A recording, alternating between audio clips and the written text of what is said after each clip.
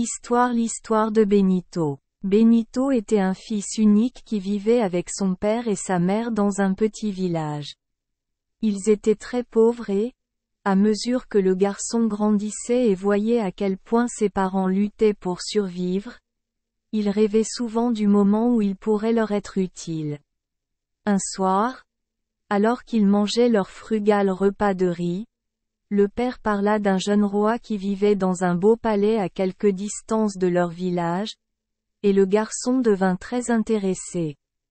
Cette nuit-là, alors que la maison était sombre et calme et que Benito était allongé sur sa natte essayant de dormir, les pensées du jeune roi lui revenaient à l'esprit à plusieurs reprises, et il souhaitait être un roi dans lequel lui et ses parents pourraient passer le reste de leur vie.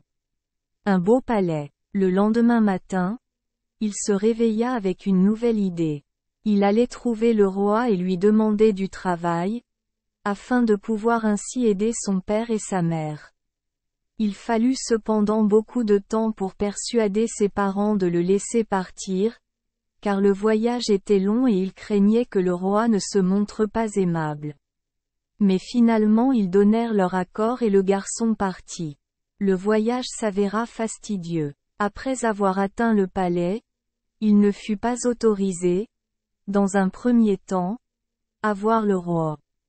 Mais le garçon, très sérieux, finit par obtenir une place de domestique.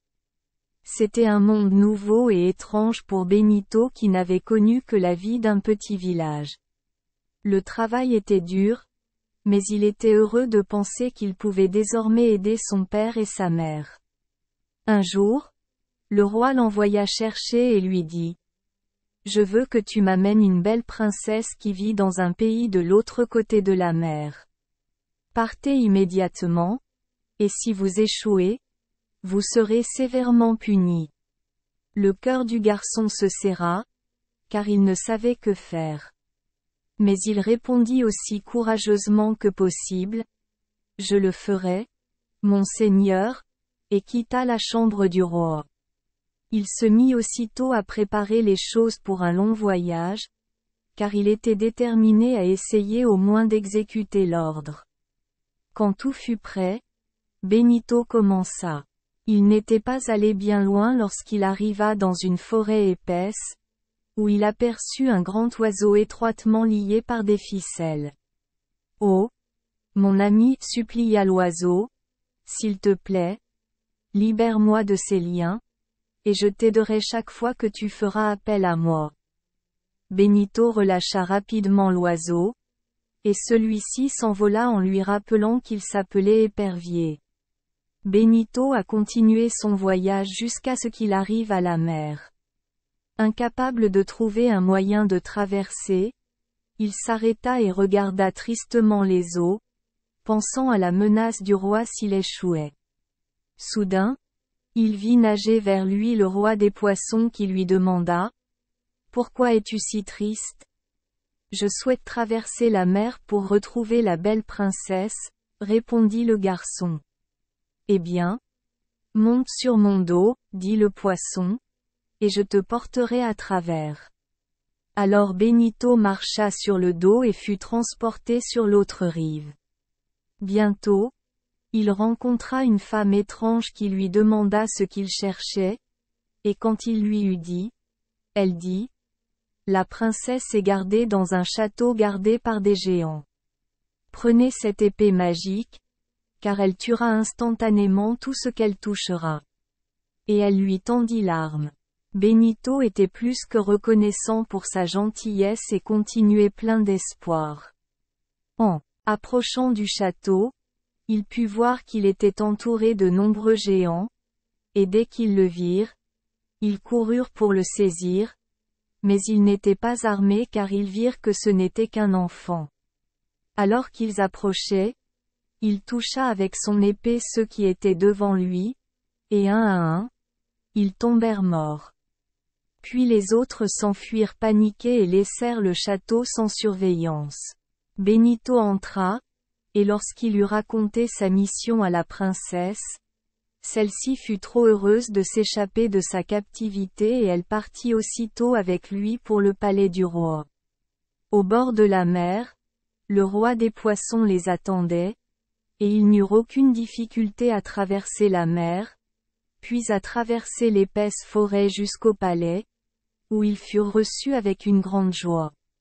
Au bout d'un moment, le roi demanda à la princesse de devenir son épouse, et elle répondit, « Je le ferai, ô roi, si tu veux récupérer l'anneau que j'ai perdu dans la mer en la traversant. » Le roi pensa immédiatement à Benito et en envoyant pour lui, il lui ordonna de retrouver l'anneau perdu lors du voyage depuis le pays des géants. Cela semblait une tâche désespérée au garçon, mais, désireux d'obéir à son maître, il se mit en route. Au bord de la mer, il s'arrêta et regarda les eaux jusqu'à ce que, à sa grande joie, il aperçoive son ami, le roi des poissons, nager vers lui. Lorsqu'on lui eut parlé des ennuis du garçon, le grand poisson dit « Je vais voir si je peux t'aider », et il convoqua tous ses sujets. Quand ils arrivèrent, il constata qu'il en manquait un et il envoya les autres à sa recherche. Ils le trouvèrent sous une pierre si pleine qu'il ne pouvait pas nager, et les plus gros le prirent par la queue et le traînèrent jusqu'au roi. « Pourquoi n'es-tu pas venu quand on t'a appelé ?» demanda le roi poisson. « J'ai tellement mangé que je ne sais pas nager, » répondit le pauvre poisson. Alors le roi poisson, soupçonnant la vérité, ordonna de l'ouvrir et à l'intérieur ils trouvèrent l'anneau perdu. Benito en fut ravi et, exprimant ses grands remerciements, il se hâta d'apporter la précieuse bague à son maître. Le roi, très content, apporta la bague à la princesse et lui dit « Maintenant que j'ai ta bague, deviendras-tu ma femme ? Je serai votre épouse, » répondit la princesse, « si vous retrouvez ma boucle d'oreille que j'ai perdue dans la forêt alors que je voyageais avec Benito. » Le roi fit de nouveau appeler Benito, et cette fois il lui ordonna de retrouver la boucle d'oreille. Le garçon était très fatigué de ses longs voyages, mais sans se plaindre, il repartit. Tout au long de la route, à travers la forêt épaisse, il chercha soigneusement, mais sans récompense. Finalement, fatigué et découragé, il s'assit sous un arbre pour se reposer. Soudain apparut devant lui une souris de grande taille, et il fut surpris de constater que c'était le roi des souris. « Pourquoi êtes-vous si triste ? » demanda le roi souris. « Parce que, » répondit le garçon, « je ne retrouve pas une boucle d'oreille que la princesse a perdue alors que nous traversions ensemble la forêt. »« Je vais vous aider, » dit la souris, et il convoqua tous ses sujets. Lorsqu'ils se rassemblèrent, on constata qu'il manquait une petite souris et le roi envoya les autres à sa recherche. Dans un petit trou parmi les bambous, ils le trouvèrent et il demanda qu'on le laisse seul, car, dit-il, il était si rassasié qu'il ne pouvait pas marcher. Néanmoins ils l'entraînèrent vers leur maître, qui, voyant qu'il y avait quelque chose de dur à l'intérieur de la souris, ordonna de l'ouvrir, et à l'intérieur, ils trouvèrent la boucle d'oreille manquante. Benito oublia aussitôt sa lassitude et, après avoir exprimé ses vifs remerciements au roi des souris, il courut au palais avec le prix. Le roi saisit avec empressement la boucle d'oreille et la présenta à la princesse, lui demandant à nouveau d'être son épouse. « Oh, mon roi, » répondit la princesse, « j'ai encore une demande à faire. Accorde-le seulement et je serai ta femme pour toujours. » Le roi, croyant qu'avec l'aide de Benito il pouvait tout accorder, lui demanda ce qu'elle désirait, et elle répondit « Apportez-moi de l'eau du ciel et de l'eau du monde inférieur, et je ne demanderai rien de plus. » Une fois de plus, Le roi appela Benito et l'envoya faire la mission la plus difficile de toutes. Le garçon sortit sans savoir où se tourner, et pendant qu'il étudiait profondément, ses pieds fatigués le conduisirent vers la forêt. Soudain, il pensa à l'oiseau qui avait promis de l'aider et il cria « Épervier !» Il y eut un bruissement d'ailes et l'oiseau tomba en piqué. Il lui raconta ses ennuis et il dit « Je vais chercher de l'eau pour toi. » Alors Benito fabriqua 2 coupes légères en bambou qu'il attacha aux pattes de l'oiseau, et celui-ci s'envola. Toute la journée, le garçon attendit dans la forêt et, alors que la nuit tombait, l'oiseau revint avec les 2 coupes pleines. Celui à son pied droit, dit-il à Benito, venait du ciel, et celui à sa gauche venait du monde inférieur. Le garçon dégrafa les tasses, puis, alors qu'il remerciait l'oiseau, il remarqua que le voyage avait été trop long pour lui et qu'il était en train de mourir. Rempli de chagrin pour son ami ailé, il attendit et l'enterra soigneusement, puis il se précipita vers le palais avec la précieuse eau. Lorsque la princesse vit que son souhait était exaucé, elle demanda au roi de la couper en 2 et de verser sur elle l'eau du ciel.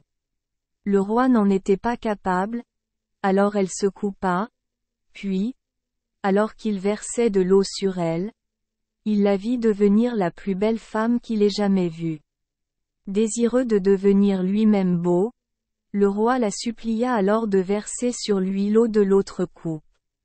Il s'est coupé, et elle a fait ce qu'il lui avait demandé, mais aussitôt surgit une créature très laide et horrible à regarder, qui disparut bientôt hors de vue. Alors la princesse appela Benito et lui dit que parce qu'il avait été si fidèle à son maître et si gentil avec elle, elle l'avait choisi pour époux.